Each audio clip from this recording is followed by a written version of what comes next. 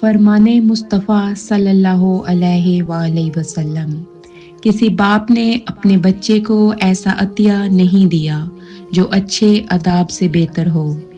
جمعے کے دن سورۃ کہف پڑھنا نبی پاک صلی اللہ علیہ وآلہ وسلم کی سنت میں شامل ہے۔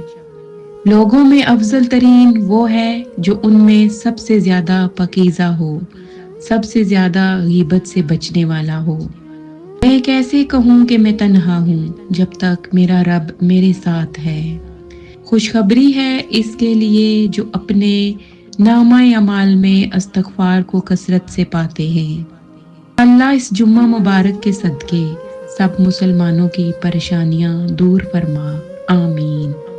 جب اللہ کسی کو پسند کرتا ہے تو اس کی پریشانیاں بڑھا دیتا ہے تاکہ اسے اپنے قریب کر سکے۔ دنوں میں جمعے سے بہتر کوئی دن نہیں۔ دعا دیجئے، دعا لیجئے، دعا کیجئے۔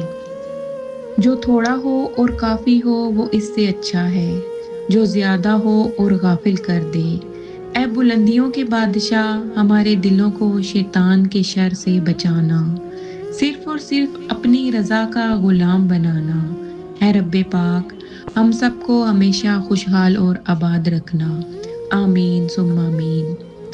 میں نے سنا ہے جمعہ کے دن ایک ایسا وقت ہوتا ہے جس میں جو مانگو مل جاتا ہے۔ اے اللہ، اس جمعہ کے صدقے میں اور جو لوگ پریشان ہیں ان سب کی پریشانیاں دور کر، ان کے دل کو سکون دے، آمین ثم آمین۔ صبر کرو، جو اللہ نے تمہارے دل میں چاہ ڈالی ہے وہی اللہ اس چاہ کو پورا کرنے پر قادر ہے۔ حقیقت یہ ہے کہ انسان کھلی سرکشی کر رہا ہے۔ اللہ اس جمعے کے صدقے میں اپنی امت کی تمام مشکلوں کو دور فرما، انہیں نماز کا پابند بننے کی توفیق عطا فرما، آمین۔ اے اللہ، جو بیمار ہیں انہیں شفا عطا فرما، جو پریشان ہیں انہیں خوشیاں عطا فرما، جو تیری رحمت کے طلبگار ہیں ان پر اپنی خاص رحمت فرما۔ بے شک اللہ تعالیٰ کی رضا میں سکون ہے۔ جمعہ مبارک۔ اور اللہ پاک اپنے بندے کو بکھرنے سے پہلے سنبھال لیتے ہیں۔ جمعہ مبارک۔